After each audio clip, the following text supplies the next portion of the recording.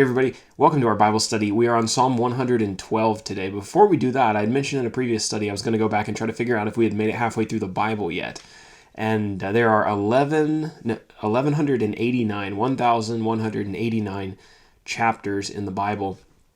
We've gone all the way through Genesis, from Genesis to 2nd Chronicles, and then we've moved over to Psalm, and we're now in Psalm 112. And I've also done some of the New Testament, like Matthew, Luke, John, and Acts, and also James, I believe.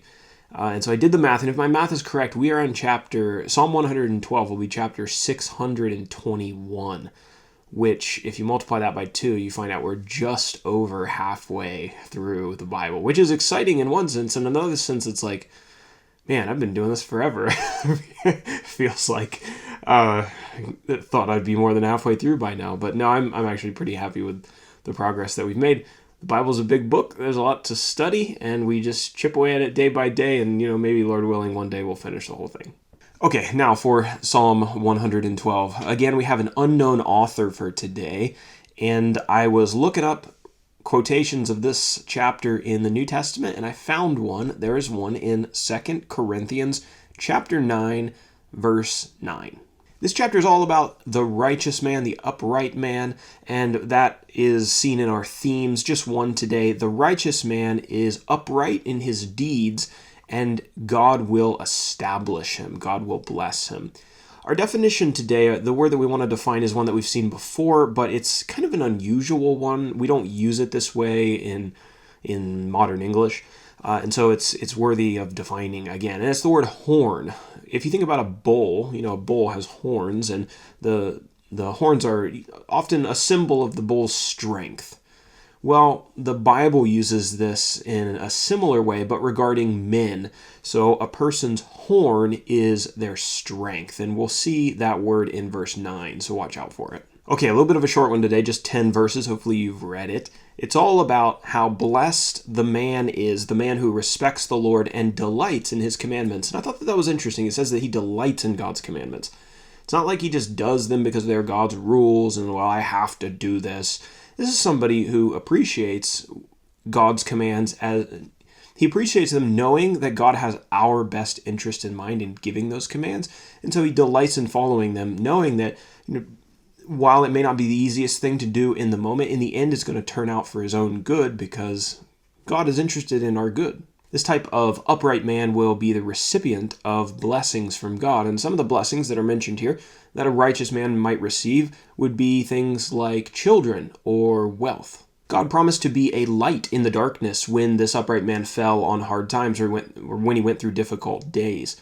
The upright man is marked by grace, mercy, generosity, and fair business dealings. In a recent previous chapter, we looked at God and God's magnificence and how God is to be admired for his deeds, for his works. Those works are described with adjectives like magnificent and splendid. Well, here in this chapter, we see what a man looks like when he aligns his life with that magnificent God and some of the characteristics that mark his nature. God will establish such a righteous man, and according to verse 6, he will never be moved. He has no reason to fear adversity because God is on his side, according to verse 8.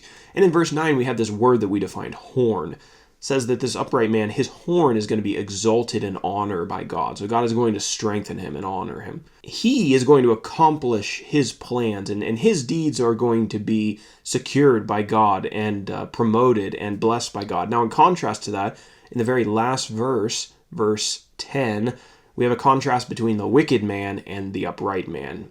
So the upright man, God blesses his work. The wicked man, though, he's not going to succeed in anything that he plans to accomplish.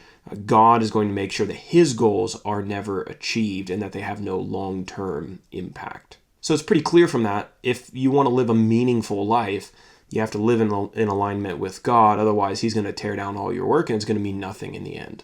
Now we float down to our last section, and you'll see it's an understanding the Bible section, a comprehension section. This is the question that I want to ask and hopefully answer. How are we to understand the passages in the Bible like this psalm that promise riches and children to upright people when we know of many upright people in the Bible, or maybe we know them personally, who haven't been blessed with these things? The books of Psalms and Proverbs, for example, contain a lot of promises about physical blessings to the upright and to the godly, but books like Job or the books of the prophets contain many examples of godly people who didn't necessarily get to live lives of comfort and ease. So how do we understand God's promises in light of godly people who have had to live challenging lives? This question is important, at least in one sense, because there are some people who will take a passage like Psalm 112 and they'll preach to people that if you're just more godly, or if you're just better behaved, or you give more or something like that, then look here, there are promises that God's going to make you wealthy. It's like, well, okay, but how do we balance that with the rest of the Bible and the other examples that we see? As is so often the case in Bible study, the passages of the scriptures must be considered as a whole to interpret them properly. So rather than just, picking out one psalm and preaching that as the only truth contained in the Bible, we need to look at the whole thing, right, and balance the verses and hold them together in a harmony. Psalm 112, in my understanding, is a general statement about how God supports and honors those who do his will. But it was never meant to be read as an absolute and specific promise applicable to all people for all time. The psalmist who wrote it undoubtedly meant for it to be understood in this way, because he would have been familiar with some very godly people in Israel's history that had neither children nor money, at least as far as we know. Think, for example, the prophets Elijah and Elisha. So what is the author's intention in Psalm 112? I think the idea here is he's expressing God's general blessing on the righteous in terms of money and children, probably because those blessings are very relatable to most people. So here's what we need to understand and take away. Will God bless the righteous? Yes, absolutely. But the specifics of those blessings are still left up to God's discretion. And here's a takeaway that we need for proper comprehension as we read through the Bible that relates to this passage and many, many others.